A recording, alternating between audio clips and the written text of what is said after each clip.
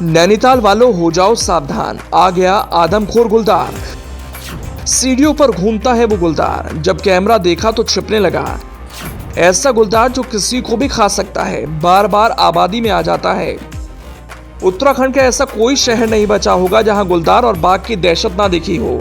अब की बार एक बार फिर से नैनीताल इसके आगोश में आ चुका है, क्योंकि नैनीताल से बहुत बुरी खबर सामने आ चुकी है।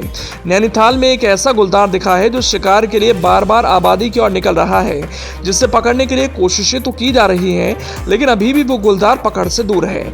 जिस गुलदार के बारे में हम आपको बता रहे हैं, वो बाघ इतना आदमखोर हो चुका है कि दबे पांव रात के अंधेरे में घर से निकलता है और शिकार की तलाश करता है। अब जब उसकी तस्वीरें सामने आ गई हैं तो लोगों के भीतर दहशत और ज्यादा बढ़ गई है। यानी घरों के दरवाजे अब बंद हो चुके हैं। शाम होते ही लोग घरों में कैद हो जा रहे हैं, क्योंकि वो बाघ रुकने का नाम ही नहीं ले रहा और बार बार आबादी का रुख कर रहा है। नैनीताल में गुलदार के घर घर घूमने का एक सीसीटीवी फुटेज सामने आया है। ये गुलदार कुत्तों पर हमला कर उन्हें मौत की घाट उतार रहा है।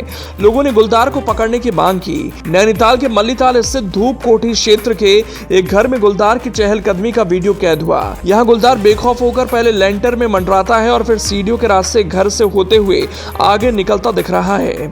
ये गुलदार मार्शल कॉटेज के एक रिहायशी क्षेत्र में मकान के आंगन में खेल रहे पालतू कुत्ते पर हमला कर उसे मार डालता है। इन घटनाओं के बाद क्षेत्र में दहशत का माहौल बना हुआ है। लोग अब क्षेत्र में हल्ला गुल्ला कर गुलदार को भगा रहे हैं। लोगों ने वन विभाग से गुलदार को अविलंब पकड़ने की मांग की है। नैनीताल के कई हिस्सों में गुलदार ने यही हाल कर रखा है।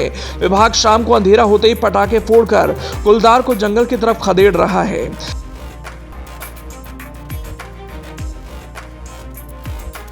लेकिन क्या आपको पता है कि गुलदार के हमलों के आंकड़े कैसे धीरे धीरे बढ़ते जा रहे हैं? हम एक आंकड़ा आपको दिखाएंगे, जिसे सुनकर और देखकर आप हैरान हो जाएंगे कि गुलदार के हमले वाकई में आने वाले दिनों में कितने खतरनाक हो सकते हैं। लेकिन उससे पहले जरा इस तस्वीर पर नजर डालिए। देखिए किस तरह से दबे पांव गुलदार आबादी में आता है। लाइटें जल रही हैं, लेकिन उससे कोई फर्क नहीं पड़ रहा। वो रोशनी में जा रहा है। गुलदार की हिमाकत अब धीरे धीरे बढ़ती जा रही है और फिर सीढ़ियों से उतर कर जाता है। ये दहशत बताती है वाकई में गुलदार अब रुकने वाले नहीं हैं। अब जरा एक आंकड़े पर बात कर लेते हैं। जो आंकड़े हम आपको बता रहे हैं, ये आंकड़े बाघ के हमलों के हैं, जो गुलदार से कम नहीं होते। प्रदेश में 3 साल में बाघ के हमलों में 35 लोगों की मौत और 27 लोग घायल हो गए। प्रमुख वन संरक्षक वन्यजीव कार्यालय के मुताबिक साल 2021 में बाघ के हमले में 2 लोगों की मौत हुई थी, जबकि 8 घायल हुए थे। साल 2022 में 16 लोगों की मौत हुई और घायलों की संख्या में भी बढ़ोतरी हुई। इस साल 10 लोग घायल हुए। साल 2023 में प्रदेश में 17 लोगों ने बाघ के हमले में जान गंवाई। भीमताल जैसे पर्वतीय क्षेत्र में बाघ ने 3 लोगों को मार दिया था।